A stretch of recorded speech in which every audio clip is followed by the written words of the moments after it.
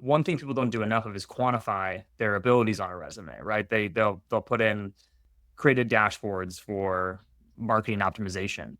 And I always ask them, like, how many dashboards did you create? And did they improve marketing optimization? It's crazy to think that a lot of people end up getting jobs or don't get jobs because of maybe one comment that's made either during the interview or entirely out of their control. The people that probably get the best opportunities are the ones that can communicate well, but then they're not always the best at the job, but they get put in the opportunities to then get more experience to become better.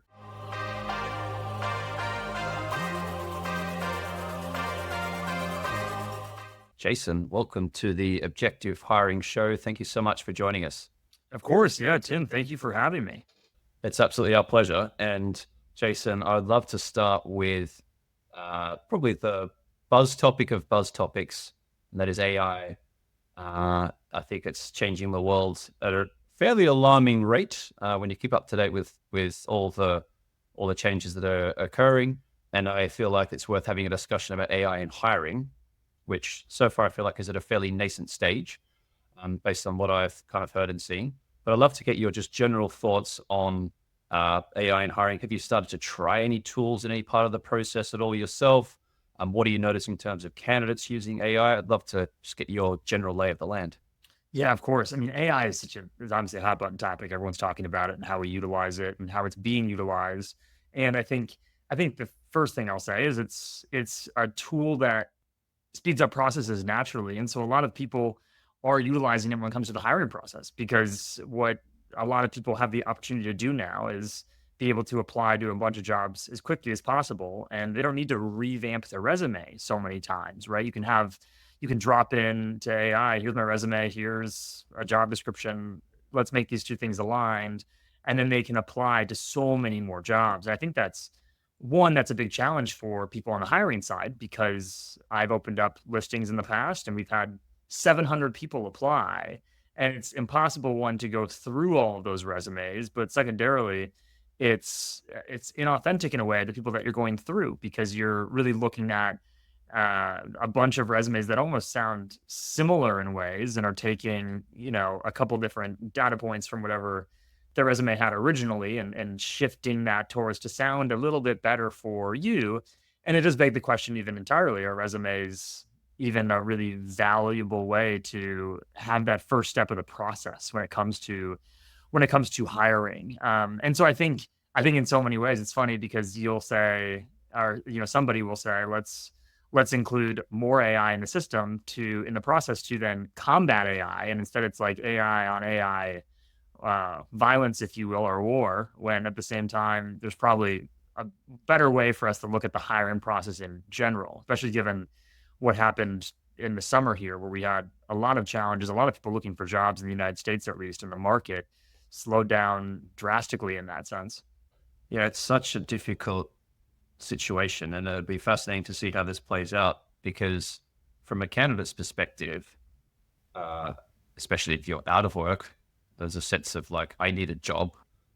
They're probably looking at these jobs boards going, oh, well, this role already has 1,000 applicants. Oh my God, I'm going to have to apply to probably 10 times the number of roles I thought I would have to based on a typical kind of conversion rate. So they're applying en masse using these tools, and it's this vicious cycle where now they're using the same tools, which means they're standing out less, which is the polar opposite of what they really want to achieve.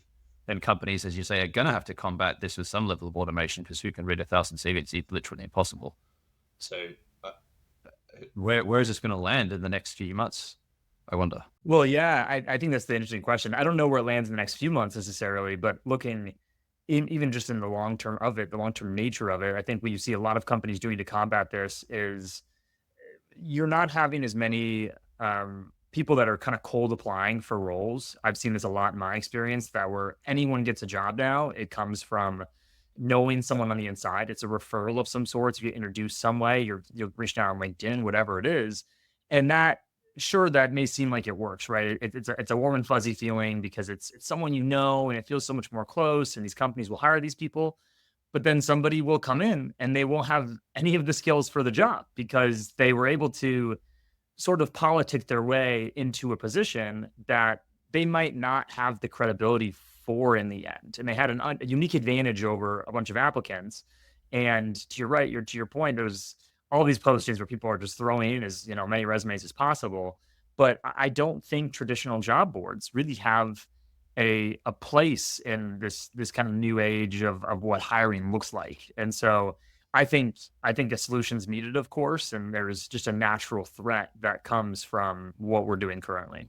Yeah, it's such an interesting point you make around, because it's almost a reframing candidates might need to think, well, yeah, I could fight it out with another 1,000 ChatGPT optimized CVs in the mass war of the online job portal, or if I were clever, I could use my networks. But yeah, an angle I hadn't thought about was the fact that if you do kind of backdoor it, back channel your way in, yeah, you're probably not going through the same process as the candidates who are coming in through through the job board system.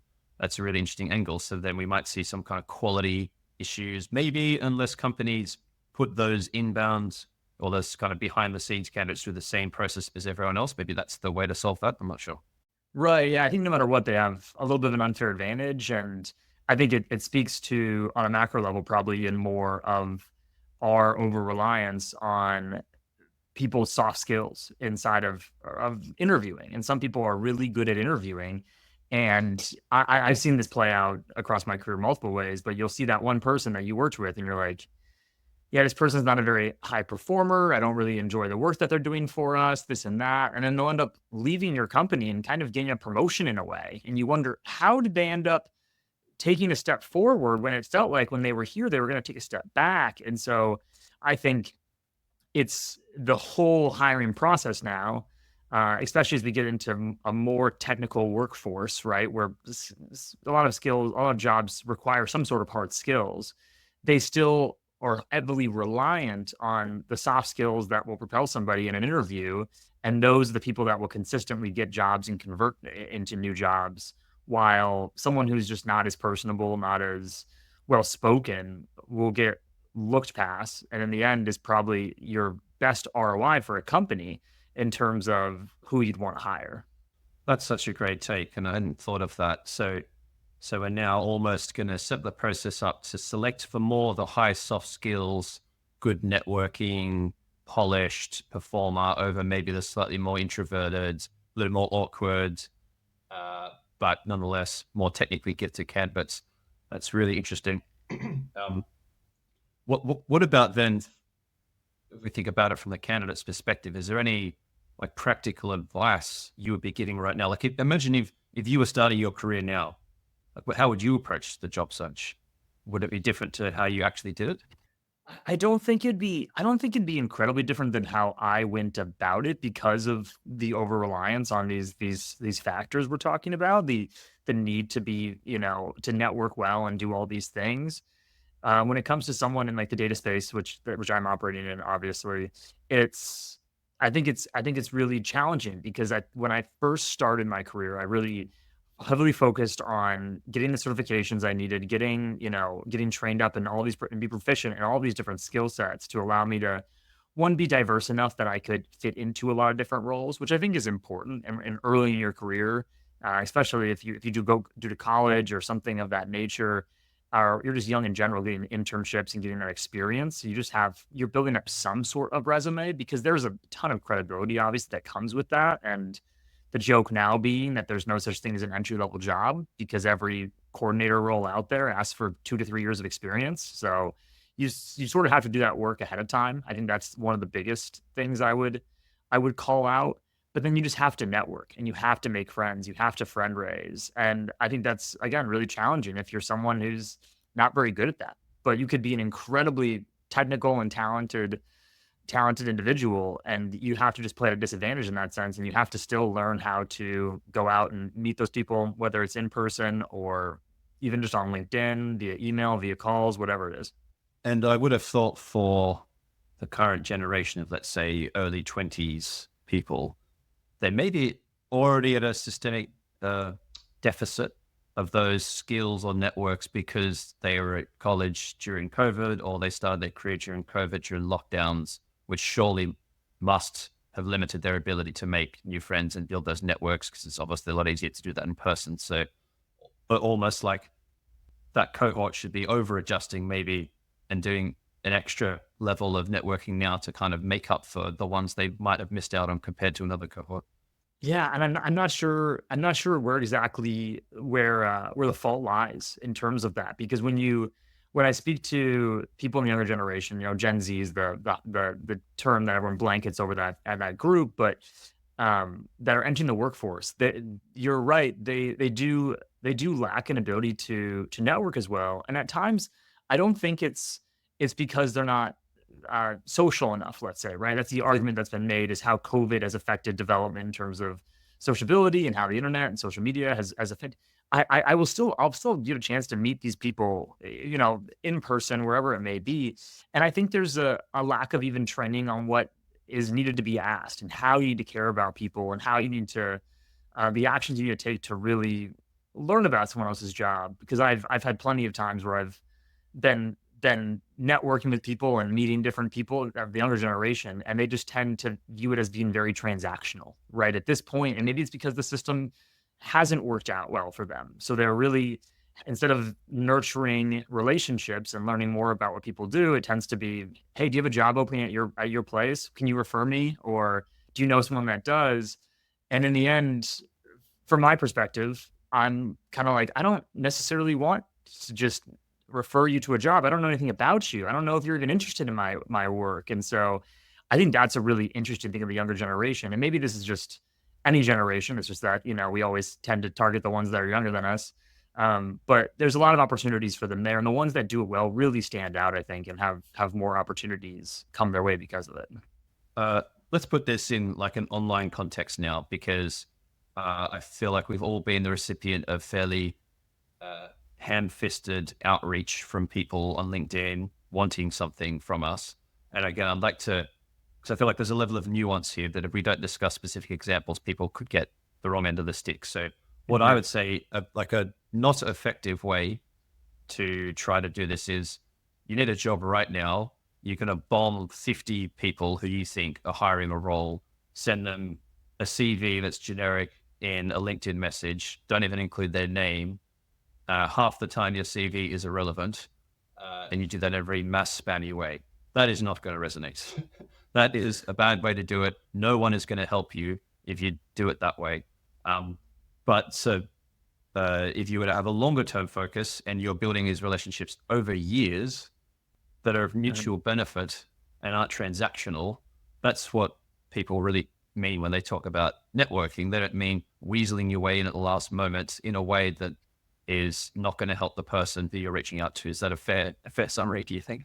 Yeah, it is indeed. It is indeed. And I think being genuine is super important, and being cognizant of the fact that you usually are, in these cases, you're early in your career, and you don't really know a lot about the industry or the space or what people do. Even myself, who's been working in the space for 10 years now, still can learn something new from every interaction. So there's no single person out there that you can't talk to that can teach you something. And I think in a lot of ways, when you just ask genuine questions, learn about things, critically think, and listen while you're in these conversations, a lot of people will offer to help you in some ways. So I think that's another important way to look at it, is that, to your point, yeah, just forcing it through, it doesn't feel very human. In the end, people kind of get turned off by that. And so how can you just listen, look for opportunities, and just be, trying to grow, I guess, in terms of your knowledge and about any industry, any person, any company, et cetera. I'd like to share a personal example of this, actually. So when I was starting my business Alooba about 5 years ago, first thing I wanted to do is just understand, like, are we on the right track with our idea? Just some kind of validation of how I thought about the hiring process and what I thought the problems were. And so I reached out to the data leaders in Sydney, where I live, and also Melbourne, where I could easily get to. I just asked them for coffee. And it was amazing how many are receptive to just a good, genuine coffee. I wasn't going there and suddenly trying to flog them something. I wasn't doing a bait and switch. I was just having a conversation with them about themselves, how they hired, how they thought about people, all those kinds of things. And there was no ask. But as you say, like, lots of people will try to help you. They'll be, oh, you should also speak to so-and-so. I'll put you in touch with them. I mean, I haven't asked for that, but they're happy to do it I think a lot of the time, if you have a genuine conversation, you're not going in there in a transactional mindset, you're not overreaching, you're offering some value in exchange, like at least it's a reasonable conversation you're having. And so I feel like, yeah, if candidates, I mean, of any cohort, but maybe particularly the younger cohort, realized the longer term nature of it and maybe the less direct, less transactional viewpoint, that might help them a lot, I reckon. Yeah, I agree. I mean, what's the this is like so off topic, but there's the 3 degrees of Kevin Bacon, right? Every actor is somehow 3 degrees away from Kevin Bacon. It was a whole joke. There's a website, all this stuff, but you're always 3 degrees away from that person that can get you the job, and you have to remember that the person you're talking to isn't always going to be the one, but they typically know someone else in the space. They typically know another company. They've worked at a handful of places, and in most cases, they can connect you to someone else who can connect you to somebody else. It's work, certainly. It's effort, and it takes a lot of that. But I think showing up really authentically and just saying, "Hey, I'm here to learn. I want to learn more about this. Where have you worked in the past? Who have you worked with in the past that does know about that?" People want to help people. It's a natural thing. So yeah, I'd highly recommend anybody to take that advice. And if I were a young data candidate, suppose, let's say myself 12 years ago or whatever, and I was trying to get into the data field, maybe I just done a degree in data science or something, I was trying to land my first role. I was reasonably introverted, like I wasn't the life of the party or whatever.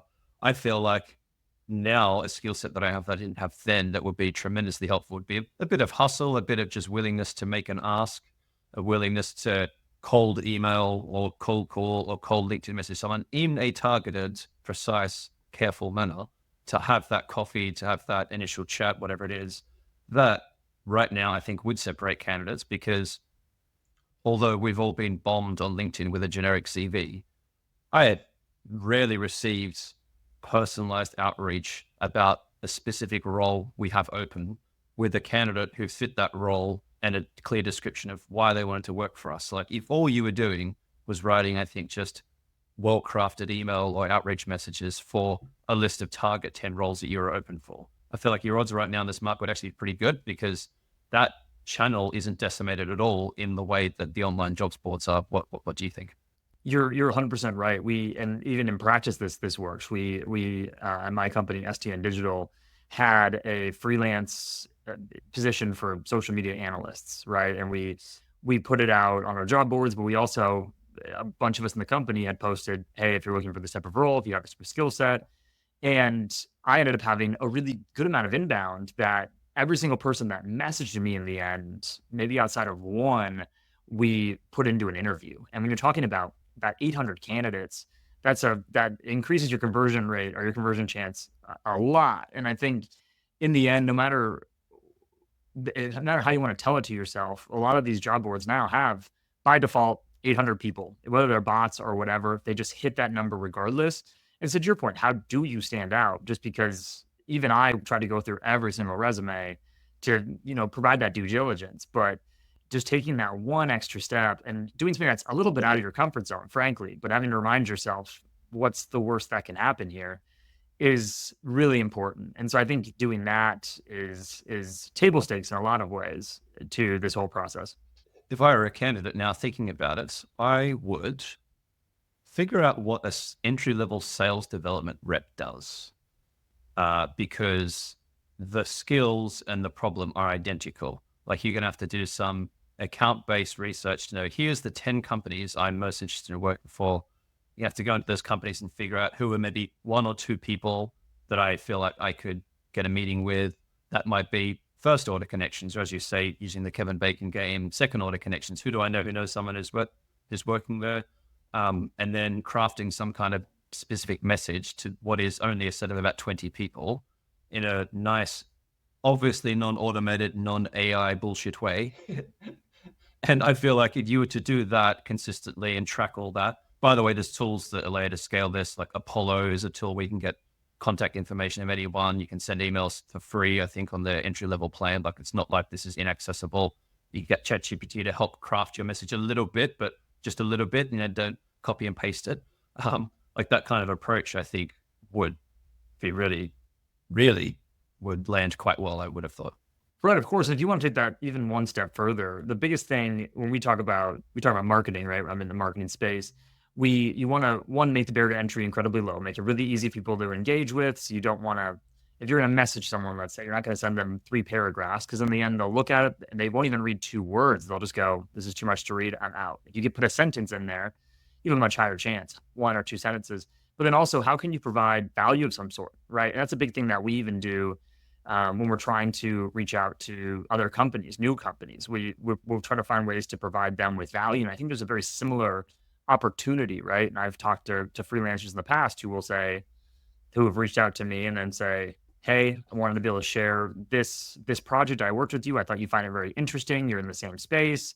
And that kind of stuff goes a really long way because that's something you don't see a lot of, and people tend to put the ask in right away and they say, "Hey, I'd love to hop on a call," or "I would love to have a job with you," or whatever it is.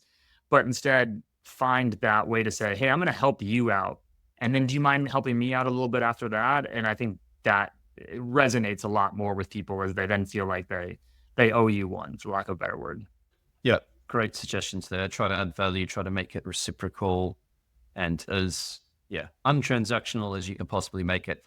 Fair enough. I think if you're a candidate, you need a job, you're out of a job. There's always going to be this sense of desperation and just needing to get to the point. So I completely understand it. And when I was a graduate, I would have been exactly the same. But the extent that you kind of a slightly longer term horizon, I think it's going to be to your massive advantage, I would have thought.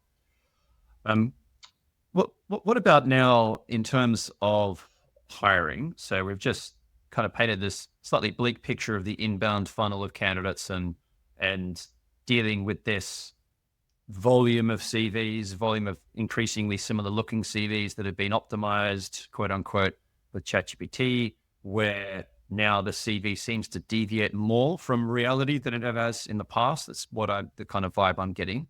And it was never that close to reality anyway, but now it's been hallucinated, which is the polite way of saying that's got more bullshit on it. And that kind of screening step seems a little bit broken. What is going to replace that now, do you think? Because it's just going to be so inaccurate to do screening based on a CV and application data. What are your thoughts?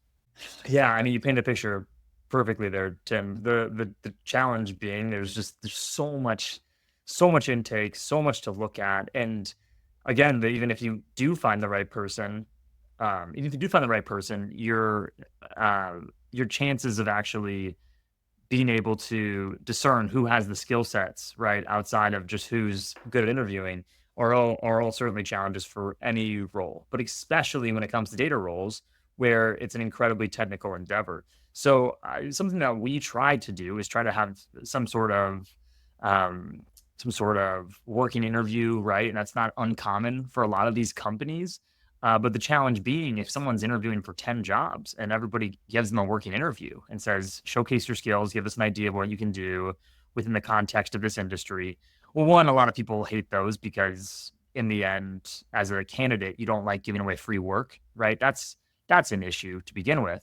And then now you have to do 10 of them maybe. And so you're going to maybe half-ass most of them, or you're going to only work on the ones that you really enjoy or really care about for the certain companies. And the other ones you're going to kind of halfway do. And that's a threat naturally for both it's a threat for a lot of reasons. But the I think having some sort of way of showcasing your skill sets to these companies in a manageable way, an easy way, a certifiable way is super important. And I think it's taking the idea of all these certifications that everyone puts on their LinkedIn, all these badges that everyone's always updating. "Hey, I just finished my Tableau beginner course and now I can use Tableau," kind of. I think a more verifiable version of that is the path forward. Because without it, we're just guessing a lot of the time, and in the end, it's back to the same old, and we just are hiring people without knowing that they actually have the skills to compete in that industry. Yeah, I feel like that's a root cause of a lot of the problems in hiring is that at a few stages, we kind of just have to take the candidate's word for it. We've got their CV, they said X. You have to assume they're not lying at that point. And I feel like also your more traditional behavioral style interviews that are more like, "Tell me an example of this, give me an example of that," also lend themselves to a cunning candidate who talks a big game, who's very extroverted, who's charismatic, kind of glossing over the reality of what they did or didn't do. And without that validation step to know, hang on, no, let's measure something like what exactly have you done here? Which maybe like if you're a really sharp interviewer and you start digging into the specific details of what they said they've accomplished, then you can probably unlock a bit of that, but it's still not that measurable and it's certainly not scalable, which is the challenge. Yeah, right. Yeah, right, Tim. And I think there's, one of the biggest pieces of advice I give to people when they share their resume with me. That's not an uncommon thing for me to do. Is I'll ask someone, "Hey, can I see your resume? I want to, you know, just see what you're doing in the job hunt to be able to understand how you're going to attract these people." That is so important. The resume is, and the one thing people don't do enough of is quantify their abilities on a resume. Right? They'll put in created dashboards for marketing optimization.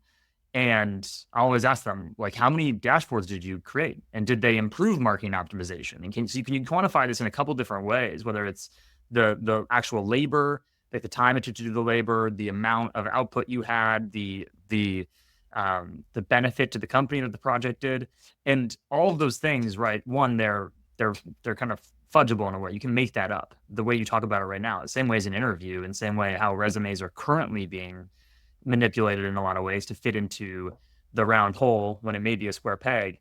And uh, instead, having a tool that would actually verify those types of things. And obviously, it's tough to verify if someone had a certain business impact. But when it comes to some of these skills, right, being able to truly showcase that you can do SQL is something that everyone's going to put on their resume: proficient in SQL, expert in SQL, all of this stuff. And when I've been on plenty of interviews, they say, rate out of 1 out of 10, how good are you at SQL? And my answer usually always is, I think I know enough to know I'm not that good at it. And that in this world, there's an infinite ability to be good at this thing. So if someone tells you 10, they probably know very little. And there's a little bit of Dunning-Kruger effect that's happening if you're familiar at all. And so I think for all those reasons, it's so hard to just trust the word of someone you're interviewing, because in the end, they might not even know how good they are because they know so little about something. That's a great call to Dunning-Kruger. And I'd like to share a data set that speaks a little bit to this. So on our products where we test people's skills, before they start the test, we ask them that very question: how do you rate yourself on a scale of 1 to 10 in this skill? And so what we do is, after they've completed a test, we come up with a self-awareness map that compares their perceived skills to their actual skills. And yes, on average, people overestimate their skills, in some cases quite a lot. And so that Dunning-Kruger effect is, for what we can tell, definitely there in spades. And I'd seen this myself as an interviewer earlier in my career. I would typically start my interviews like that, going through a section by section, some SQL questions, some stats questions. I would ask them, okay, how do you rate yourself? If any candidate ever said 10, I'd be like, okay, right, let's go for this. You're 10 out of 10. You're perfect in this skill. And it was so common how often, let's say in SQL, they'd say 10 out of 10. And I'd say, okay, well, let's warm up. What's the difference between a left join and an inner join? If anyone's listening to this and doesn't know SQL, that's like 0.1 lesson. Right. And they would fumble over that. And I'd be thinking, okay, right, you maybe don't have the full grasp of your capabilities. And that is the central problem of the screening step in hiring, I think, is that we're just taking the candidate's word for it. We're relying on what they say, and people do not have perfect self-awareness or anything close to that, unfortunately. Right. And the alternative is that you can have these sort of moments. Like I had in one of my interviews a long way back, where I was interviewing for an analyst type role at a company, and they said, "So you know SQL?" I said, I answered the same way. I don't know what I don't know, but I think I'm proficient in SQL based on my experience. I'm a little bit new to it, this and that. And they go, "Okay, let's just have you solve some SQL problems." And live, the person was asking me to like read out what the SQL I would write for a project was.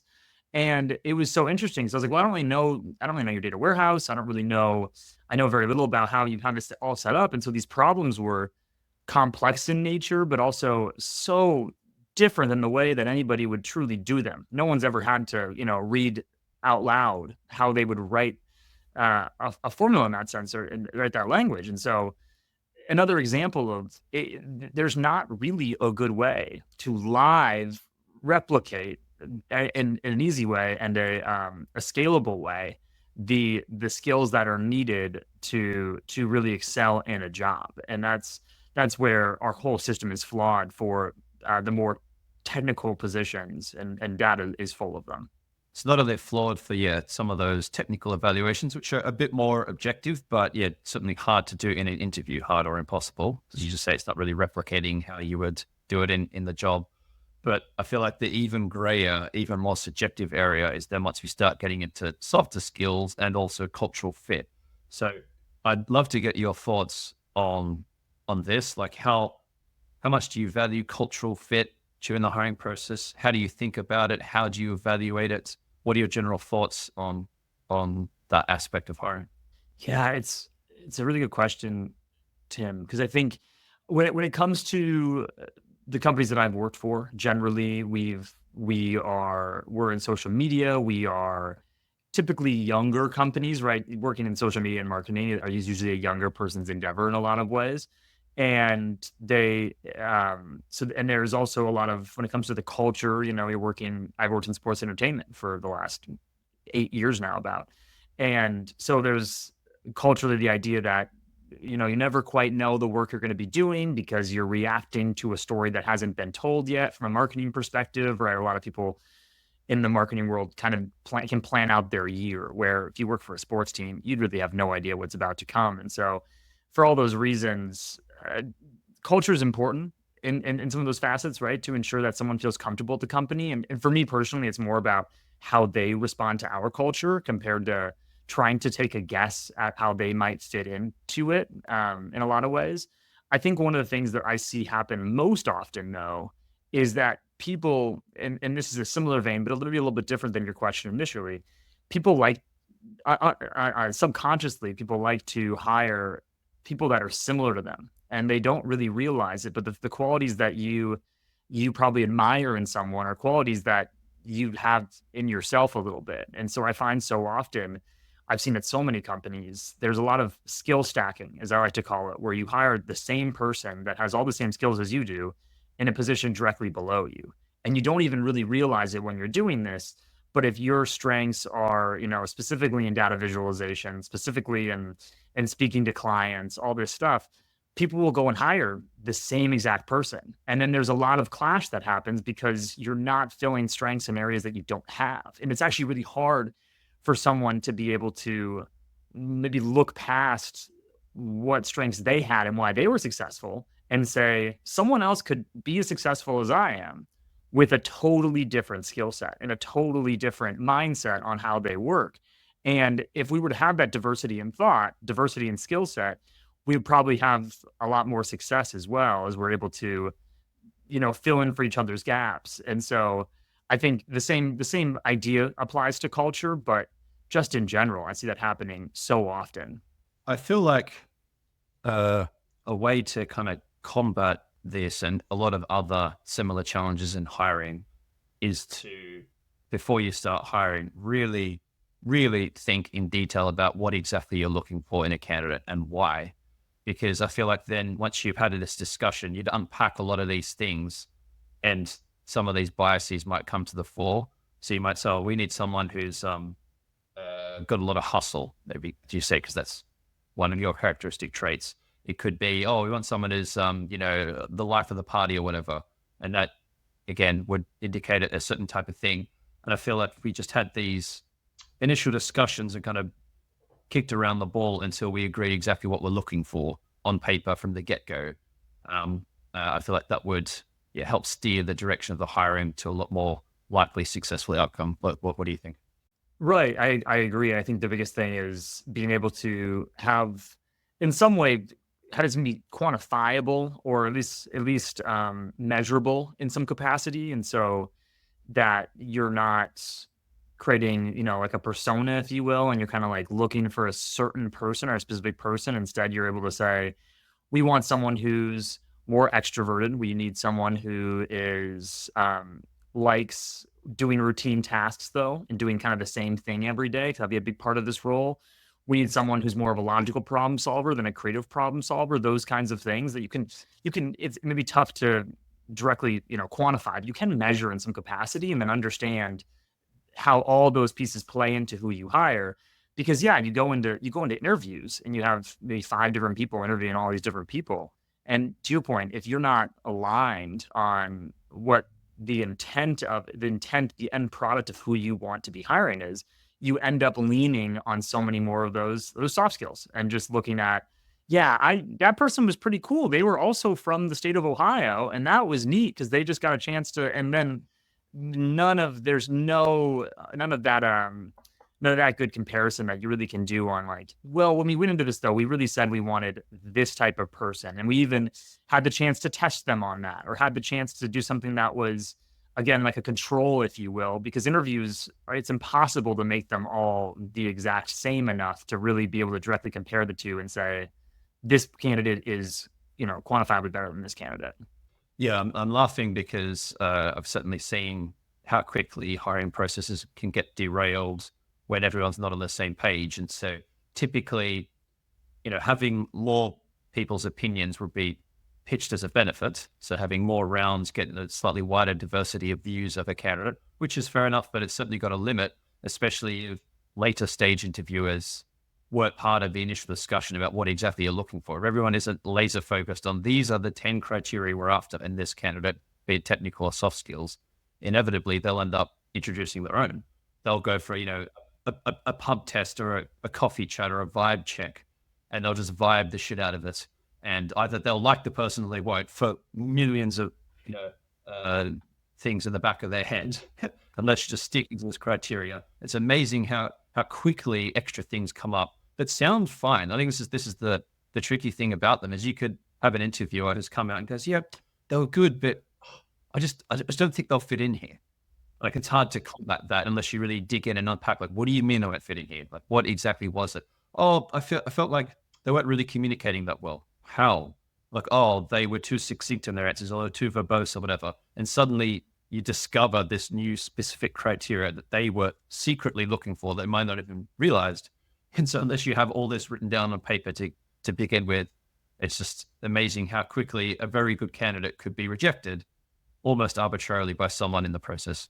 Right. And naturally, the biases that we have are a real threat to a lot of companies too, who are trying to, obviously, as we go into later years, are trying to excel in diversity, equity, and inclusion, find people that are neurally diverse, and creating a really diverse workforce because it does benefit an organization to have different trains of thought. But naturally, we want to hire people that are very similar to us, that we get along with. And that's in the end what you're doing in an interview is trying to find who you get along with the most in most cases. And that's just a recipe for disaster for a lot of companies. So how can you combat that so that never becomes something that you have to worry about, that you're just hiring 15 or 20 of the exact same person.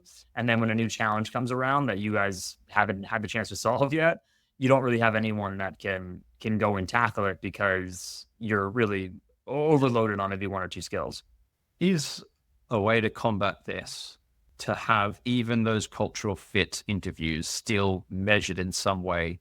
So let's say there's, I don't know, 4 values you're looking for in a candidate. You've got maybe a question or 2 that are designed to evaluate that value. You can still score a candidate on a scale of 1 to 5 or whatever. And you can still, even if it's subjective, it's still down to your opinion, you're still introducing your biases. But surely that approach will be better than just getting to the end of it and doing the vibe feelings evaluation, as I would call it. Right. I think any way that you can make the interview process more three-dimensional, more two-dimensional, what do you want to say? So there's more opportunities for comparison, more opportunities for analysis. I think it's valuable. And people that will listen to this obviously work in the data space. And so they want to be able to have some kind of number on a screen that you can look at in the end. But that's something that we do personally, right? We have a tool where we're able to quiz our applicants and be able to understand where they stand from some of those key metrics for us. And before the job even gets posted, we can go in and say, hey, this is where we want this person to be. This is the type of archetype we want from this new hire, and we tend to find that we'll actually hire people outside of that, which is us kind of naturally not following our own advice in a way of like, we know what the skills this person needs to have, but then our own biases take someone and make them go a lot farther than they want. And I've even been on interview processes where we're looking for a certain type of person with certain skill sets. And I've excelled someone saying, this person might not have the credibility, but they're a good communicator. They're good at this and that. And I even tried to quantify things in a spreadsheet to, the rest of the hiring team and saying, here's my scores for each of these 7 metrics of one's experience, one's management, one's, communication, whatever, things that are core values for us.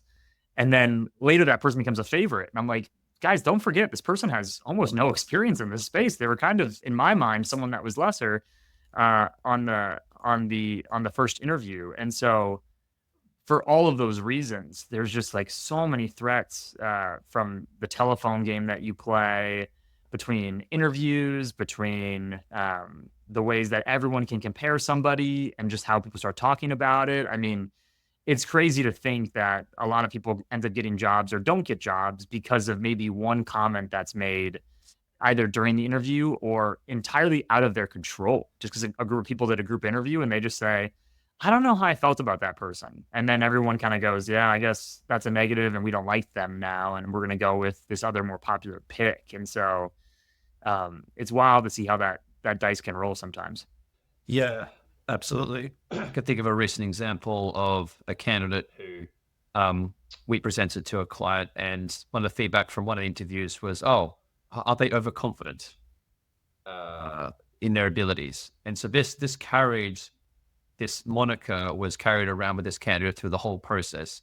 And the origin of it was just one specific comment they'd made in one interview where they'd rated their SQL skills very highly. Like they'd given themselves a 9 out of 10. And I was perceived by the interviewer as, oh, they must be delusional. I can't teach them. They're overconfident. And so it's this like massive extrapolation of one tiny comment that then the candidate couldn't come back from, no matter how much I would try to reframe the problem as, no, they're overconfident. Well, look, let's dismiss them because obviously they're dead to us now. It's really not fair at all. It's so true. And when we've, interviews are so competitive, especially now, especially for any job that a big company is going to be putting together. And I think that's what kills is you have the opportunity for something like that to happen. And it seems like such a problem for people that are interviewing. And that's why people get locked up and they're going into interview and they're nervous and they're scared. And that sucks. That really sucks for a lot of people out there who might not have the abilities to really, command a room, for example, or get on a call and be able to wow the person on the other side with conversation. But that's not a huge portion of the population who are good at their jobs, who really excel at their jobs. And so there's this interesting kind of phenomenon, I think, where the people that probably get the best opportunities are the ones that can communicate well, but then they're not always the best at the job, but they get put in the opportunities to then get more experience to become better. And it's unfortunate in the hiring process, obviously, for the candidates that don't get that good glance, but then it sucks for the companies too. And that's a huge problem for them also, because then they're bringing in talent that doesn't like the job, doesn't want to stay there, and ends up just not enjoying the work and ends up leaving early. And they're like, great, now we got to spend another however much money to find the next talent. And that causes the business, as a cost to the business, as a cost to the HR department. And it just takes a toll on your staff, right? And then you might lose other talent. So there's so many downstream effects of hiring the wrong person, especially in these types of roles, that you would hope there's some sort of system that we can build around and create a better solution for hiring. Yeah, I'll tell you right now, Jason, I'm of the view that hiring is broken and that humans on average do more harm than good. I feel like we are within 6 to 12 months of some kind of solution to 100% automate all the evaluations of candidates at every stage, because of lots of these reasons we've discussed that I think are just unsolvable. Like no matter how much training you have, no matter how conscious you are of some of your biases, there's 1,000 other ones you're not thinking about. And it's just, I sometimes think hiring can fail in 1,000 different ways, and a lot of them are just because of ineffective decision making. And so I wonder if we're on the precipice of a complete shift. Can you imagine that happening, or do you feel like there's still a value to that kind of gut feel intuition that an AI is nowhere near solving?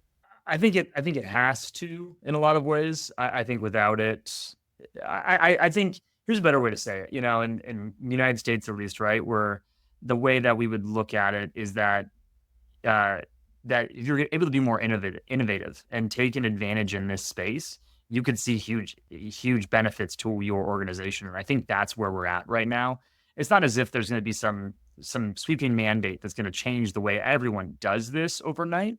But the ones that do it, the ones that adopt early right now and find ways to innovate and find ways to acquire talent at a lesser cost because they're able to not have to do it as frequently. They're able to identify people easier. They're able to spend less man hours internally on it.